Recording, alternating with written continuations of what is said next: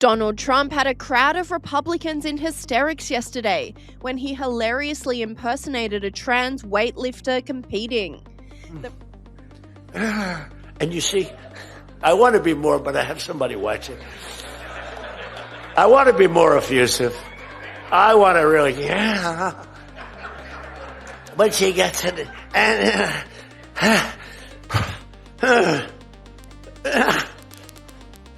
drops the thing, walks off the stage crying. Her mother's crying, her father's crying. Guy gets up. He said, "Have you lifted before?" A little bit. And he walks up, he could have gone ding, ding, ding, ding. I think it was 112 pounds, right?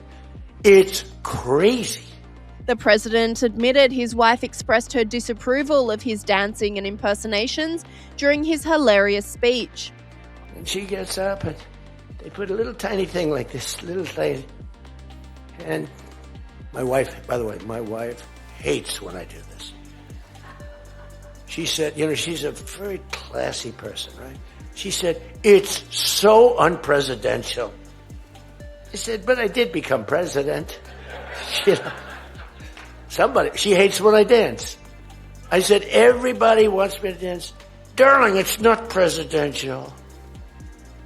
She actually said, "Could you imagine FDR dancing?" She said that to me.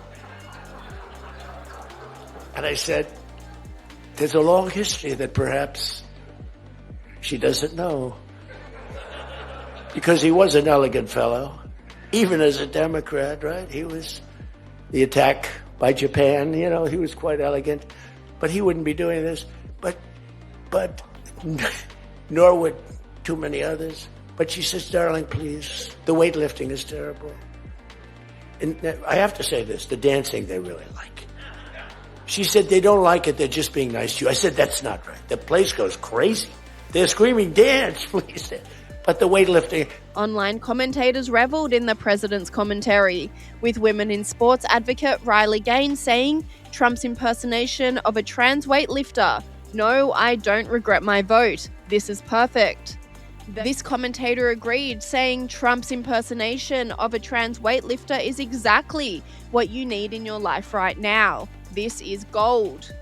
Donald Trump has been a strong proponent of banning biological men from competing in women's sports.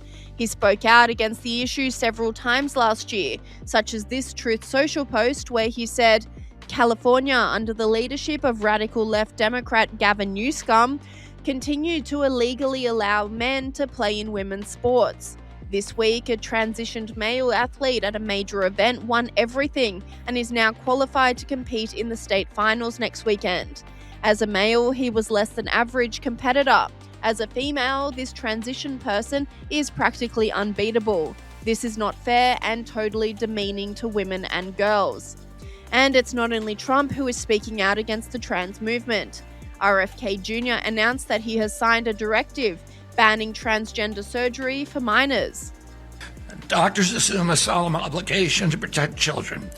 Yet doctors across the country now provide needless and irreversible sex-rejecting procedures that violate their sacred Hippocratic oath by endangering the very lives that they are sworn to safeguard.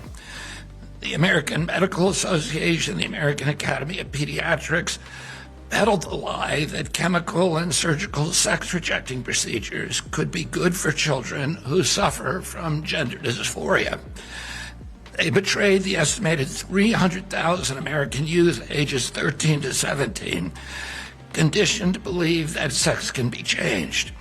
They betrayed their Hippocratic oath to do no harm. So-called gender-affirming care has inflicted lasting physical and psychological damage on vulnerable young people. This is not medicine, it is malpractice. We're done with junk science driven by ideological pursuits, not the well-being of children. A peer-reviewed report published by the HHS Office of the Assistant Secretary for Health last month confirms that sex-rejecting procedures impose medical dangers and lasting harm on children who receive these interventions. So today we are taking 6 decisive actions guided by gold standard science and the week 1 executive order from President Trump to protect children from chemical and surgical mutilation. This morning, I signed a declaration. Sex-rejecting procedures are neither safe nor effective treatment for children with gender dysphoria.